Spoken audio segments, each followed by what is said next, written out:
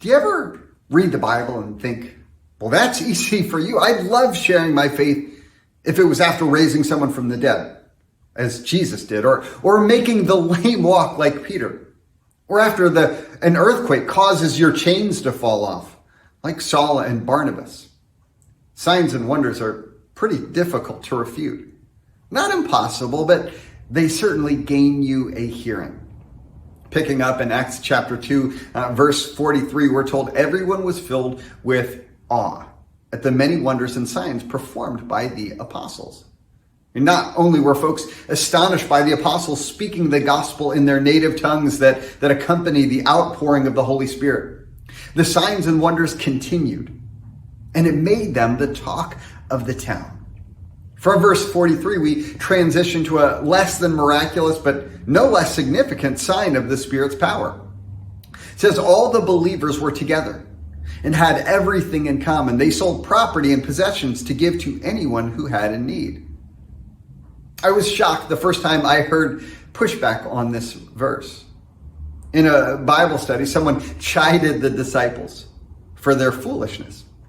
And they claimed that the selling of property and the communal purse was the cause of the famine we read about later in Acts, which is silly. In Acts 11, the prophet Agabus prophesied of a severe famine that would come over all Israel. I mean, not just Jerusalem, and certainly not just the Christ followers therein.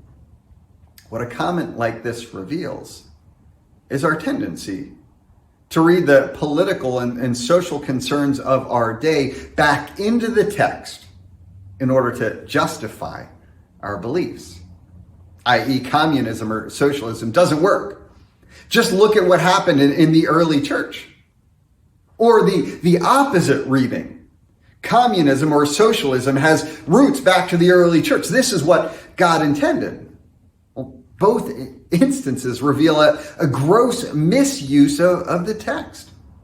The Bible does not exist as a tool to prop up our previously defined views. Rather, it is the foundation on which our worldviews must be constructed. And while our disposition to and management of our financial resources is one of the primary themes in Jesus' teaching in the Gospels, this passage in Acts is not prescriptive. It's descriptive. Luke is sharing with us how this Spirit-empowered community was living in light of the reality of Christ's death and resurrection and God's kingdom breaking into the world. And what they're doing is loving their neighbor as themselves. What they're doing is storing up their treasure in heaven. And look at what happens.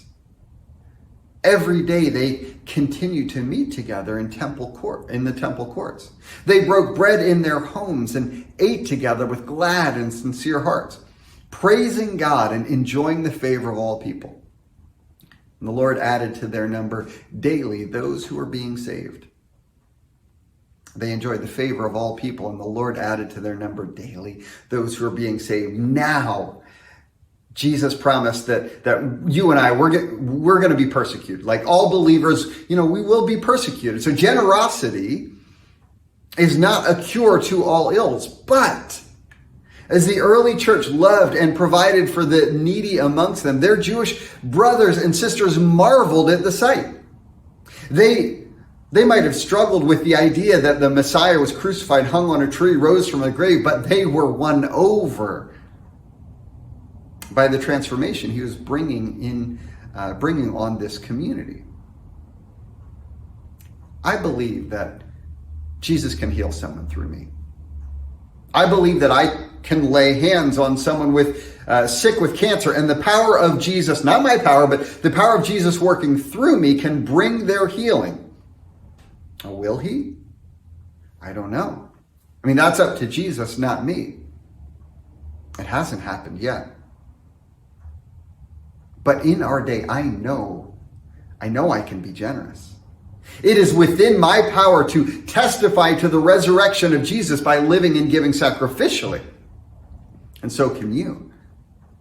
In our day and age, I think there are more people that could be won over by a community of Christians living lives of radical generosity than any signs and wonders might.